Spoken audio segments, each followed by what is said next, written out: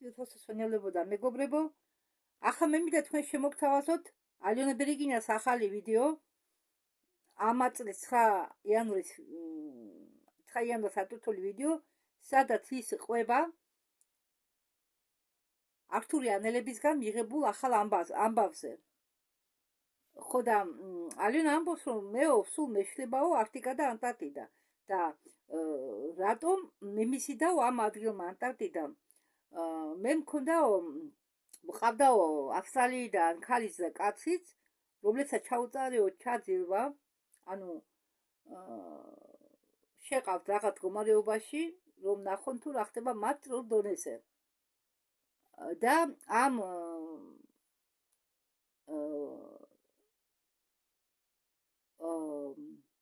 პროცედურის ამ სეანსის დროსო მე ნახეო მიწისქვეშა ბაზა, რომელიც იყო დატბორილი წყლით.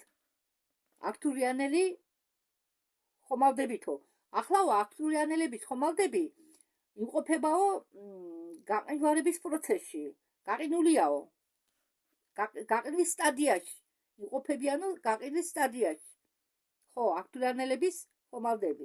მე იქ ვნახეო ცენტრალური მართვადი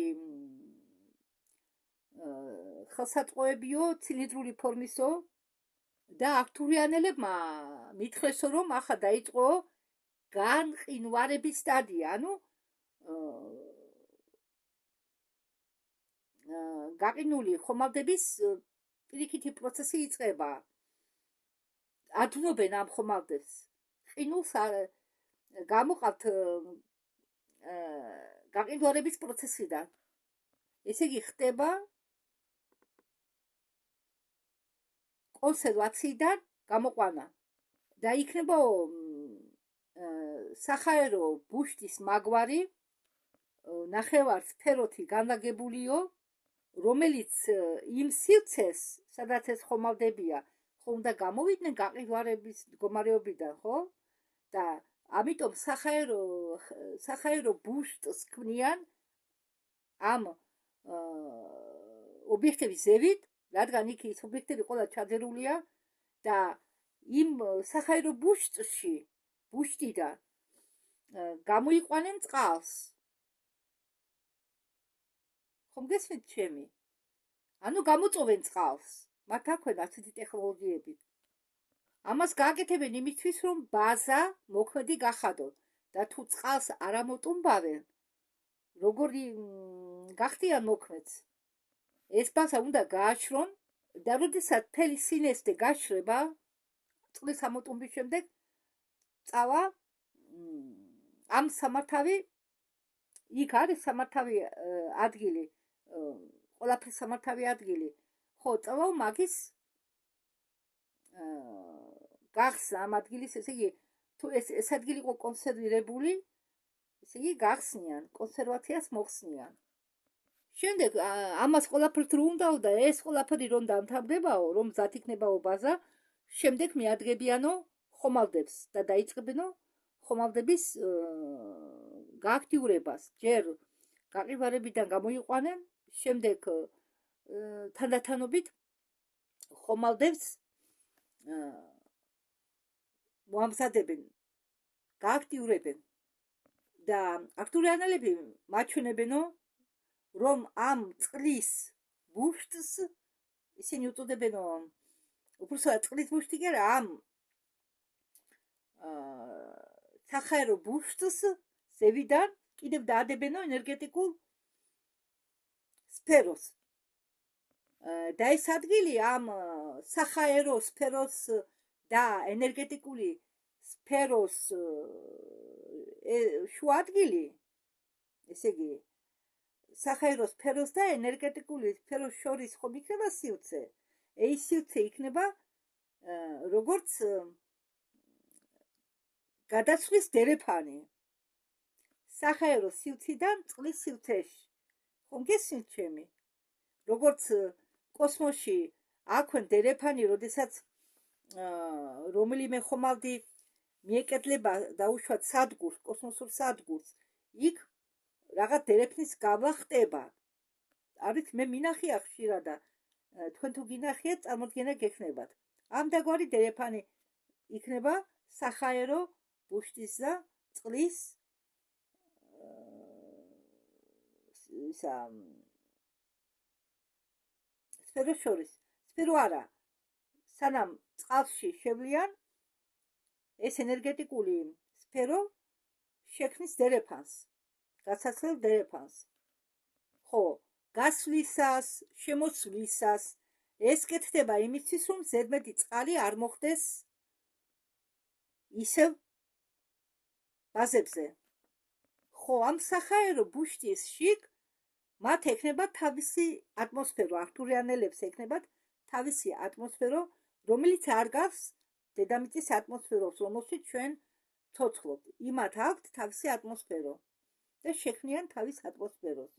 ხო, ეს დერეფანი ამ სახაერო და ენერგეტიკული სფეროებს შორის არ მიცემს უფლებას წყალს შემოვიდეს მათ ატმოსფეროში და მათ ატმოსფეროს არ მიცემს საშუალებას შევიდეს ჩვენ წყლებში.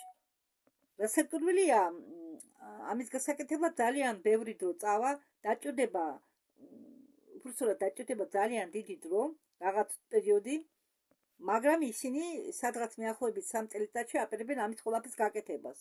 ხო, იქ ახლა მსმენელი ოთახში ყავს ვიღაცა და ის ქალი ეკითხება, ხო, მეც მქონდა ასეთი ხელვები და ეს არისო, ეს ადგილი, სადაც აქტურიანელები ბაზას იკეთებენო, ბაიკალის ტბა. ხო, მე მეგონაო, იქო კრისტალები იყო განლაგებული და სინამდვილეში იქ არიანო განლაგებული აქტურიანელები თურმე. და აქტურიანელებმა მითხრესო, რომ თქვენმა ჯგუფებმა, თქვენაირი ჯგუფებმა სული ამოგვიღესო, მაგათ ჩვენ გონივართო კრისტალები და ცდილობენო ჩვენ ამოყვანას. ხო, ის ჯგუფები, რომლებიც დადიან ამ ბაიკალის ტბაზე თითქოს და კრისტალების ამოსატანად, მათ გონიათ, რომ აქტურიანელები არიან კრისტალები. ხო, და დაგონებეთო თავი უყეო, სული ამოგვიღო ამ ჯგუფებმა.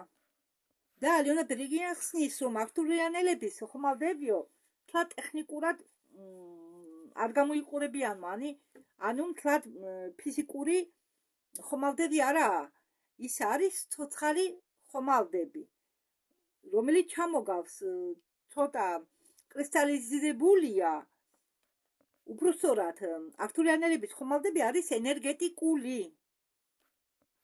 ენერგეტიკული ორგანული, ნახევრად ორგანული, ნახევრად ენერგეტიკული. და ადამიანი მას აღიქვამსო როგორც კრისტალურ სტრუქტურას. და ამ ხომალდებს აქვთ თავისი სული, არ გაგიკვირდეთ? ხდება მასეც. თუ ნახევრად ორგანულია და ნახევრად ენერგეტიკული, მას ექნება რასაკვირველია თავისი სული. ზოგჯერ არიან სულები, რომლებიც თახდებიან თავისი ცხოვრება, ერთ-ერთი ცხოვრება გაატარონ ასეთ ხომალდებზე, ცოცხალ ხომალდებზე და გახდნენ ამ ხომალდის სული. მე თქვენ მოგიყევით ერთ-ერთი მაგალითი ასუნის ვიდეოში. ხო, სადაც დელფინს დაიღუპა პარტნიორი დედამიწაზე და ის დათანხმდა ხომალდის სულის სახით წამოსულიყო დედამიწაზე, სანამ მოხდებოდა დედამიწაზე შემოჭრა. არსებობდა გამჭვირვალე დელფინები და ბევრმა ამასეთმა დელფინებმა აქტურიდან, პლეადები არ ვიცი საიდან, მგონი აქტურიდან დათანხმდნენ დედამიწაზე წამოსულიყვნენ. და რომ გაიგო ამ დელფინმა, დედრობიცქესმა დელფინმა, რომ მისი პარტნიორი და საყვარელი მისთვის საყვარელი არსება მოკვდა და დაიღუპა, მან გამოთქვა სურვილი, რომ ასუნი არის აქტურიანელი იმ მომავლის სახელი. ესე იგი, ვლადიმირი ქვია აქ, მაგრამ მომავალში მას ქვია ასუნი. ხო, და გამოყვა ხომალდს. ჩასახდა ამ ხომალდში და გახდა მისი სული. ეცოდა რთული ასახსნელია, გასაგებია, რასაკვირველია ბევრისთვის, მაგრამ ნელ-ნელა მიეჩვევით. ხო, და ის ქალბატონი, რომელიც ჩაერთო საუბარში, ამბობს, რომ ინფორმაცია წამოვიდაო ჩემთან, რომ ზაფხულშიო ეს ხომალდები ყველა ამოვაო წყლიდან. მაგრამ ისინი არც აწავლიან, იგივე შექმნიანო თავისებურ ატმოსფეროს გარემოს. ხო, ალიონამ თქვა, რომ ხო, მიდისო ბაზების მომზადება იმისთვის, რომ მომავალში მოხდესო მათი გამოვლენა დედამიწაზეო. მადლობთ ყურადღებისთვის.